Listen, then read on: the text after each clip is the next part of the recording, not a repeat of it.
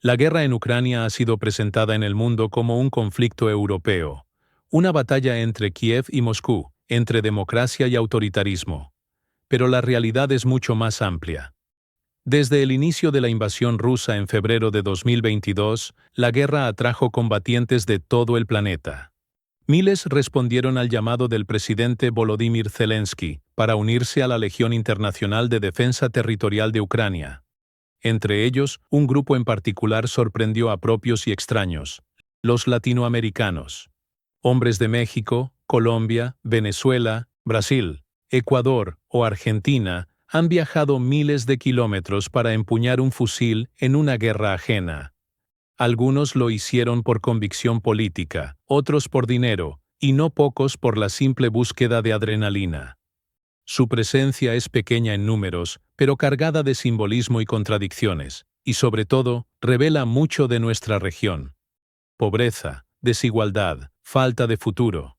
Pero también valor, convicción y una voluntad de ser protagonistas de la historia.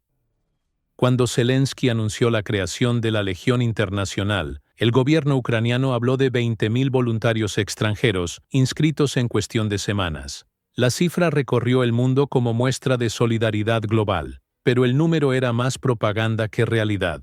Expertos militares y medios como Business Insider y The Economist coinciden en que la cantidad de combatientes activos nunca superó los 5.000, y hoy se calcula en apenas 1.500 a 2.000 hombres repartidos en diferentes unidades. Dentro de ese pequeño grupo, los latinoamericanos han ganado visibilidad por su experiencia militar.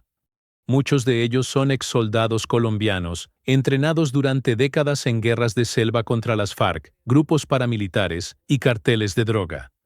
Otros son jóvenes mexicanos, venezolanos o argentinos sin mayor formación, pero decididos a jugarse la vida en Europa Oriental.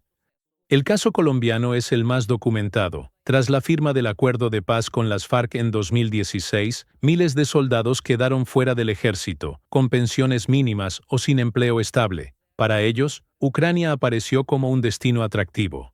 En Colombia, un exmilitar puede recibir $300 o $400 al mes. En Ucrania, el sueldo prometido a los voluntarios ronda los $3.000 mensuales, 10 veces más. Esa diferencia explica por qué decenas de colombianos partieron al frente ucraniano. En la región de Zaporizhia, periodistas identificaron al menos 20 colombianos entrenando junto a tropas locales. Algunos incluso fueron grabados hablando en español, mientras se preparaban para operaciones ofensivas. Su experiencia en guerra irregular resulta valiosa para Ucrania, que enfrenta a un ejército ruso superior en número y equipamiento. El Batallón Bolívar, creado en agosto de 2023, es la mayor expresión de esta presencia.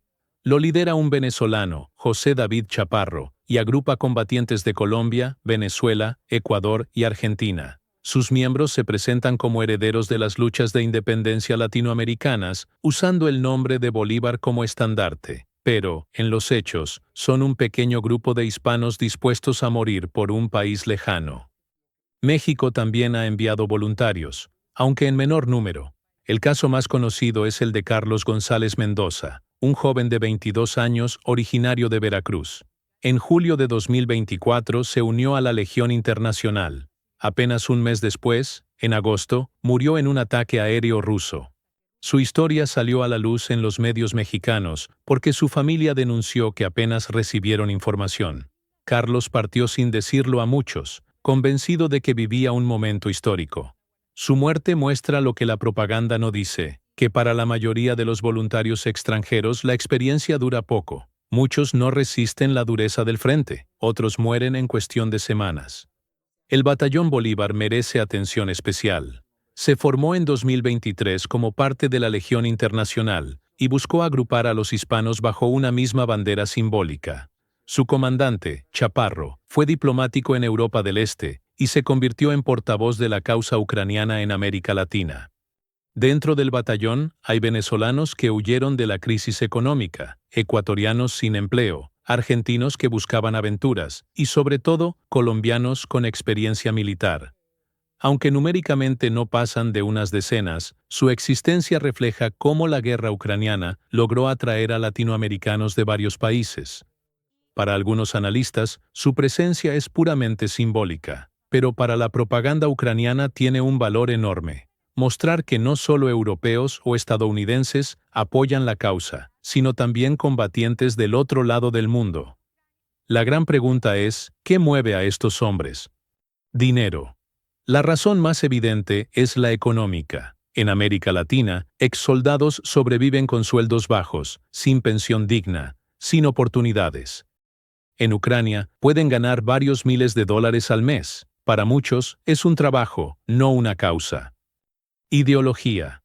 Otros creen luchar por la libertad. Ven a Rusia como un poder autoritario y a Ucrania como un pueblo resistente. En Colombia, algunos comparan la invasión rusa con los intentos de dictadores latinoamericanos de controlar a sus pueblos. Aventura. Finalmente, hay quienes lo hacen por adrenalina, jóvenes que ven la guerra como un desafío personal, una forma de escapar de la rutina y sentirse parte de algo grande. Estas motivaciones se mezclan en cada combatiente, y justamente allí está la ambigüedad. Héroes para unos, mercenarios para otros, aventureros para muchos. Lejos de la propaganda, la vida en el frente es brutal. Varios voluntarios latinoamericanos han desertado tras enfrentar las condiciones reales, trincheras congeladas en invierno, con temperaturas de hasta 20 grados, bombardeos constantes que hacen imposible dormir, falta de equipamiento, con cascos y chalecos vencidos, armas viejas y escasez de munición, barreras lingüísticas que dificultan la coordinación con los ucranianos. Los reportes hablan de altas tasas de deserción entre extranjeros. Muchos llegan con entusiasmo y se van en semanas, desilusionados o traumatizados. Otros mueren antes de poder regresar. El gobierno ucraniano utiliza la presencia de voluntarios para enviar un mensaje político. El mundo entero respalda a Kiev. Por eso los presenta como héroes internacionales, aunque en la práctica su número se ha reducido. Los gobiernos latinoamericanos, en cambio, suelen guardar silencio. En México, la Cancillería apenas confirmó la muerte de Carlos González. En Colombia, el gobierno no reconoce oficialmente a los exmilitares que viajan.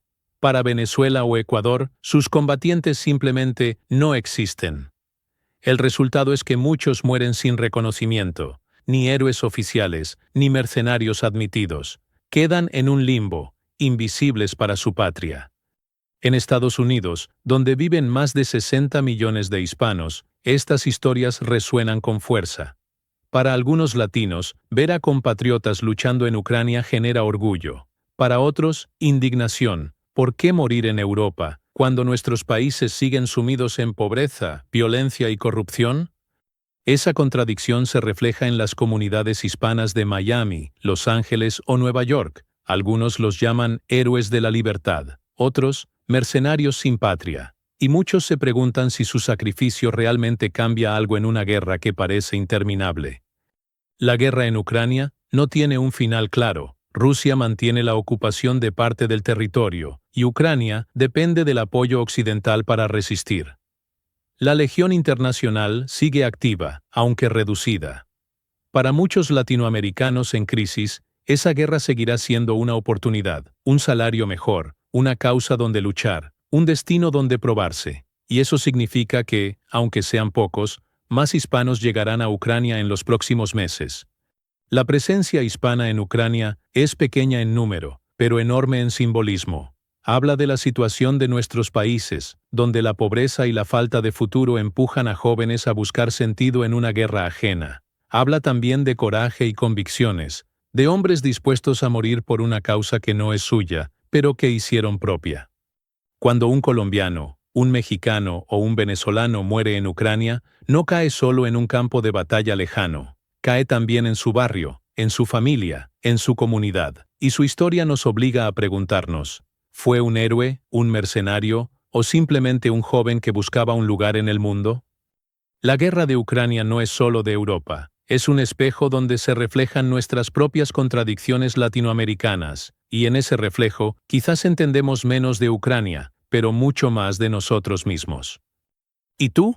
¿Qué piensas sobre la participación de latinoamericanos en esta guerra tan lejana? ¿Son héroes, mercenarios o simplemente jóvenes buscando un lugar en el mundo? Deja tu opinión en los comentarios. Gracias por sintonizar Estación de Guerra, tu radio online de análisis, conflictos y geopolítica mundial. Si te gustó este video, dale like, suscríbete al canal y compártelo. Nuestra radio no tiene patrocinadores y depende únicamente de tu apoyo. Seguimos al aire. Hasta el próximo video.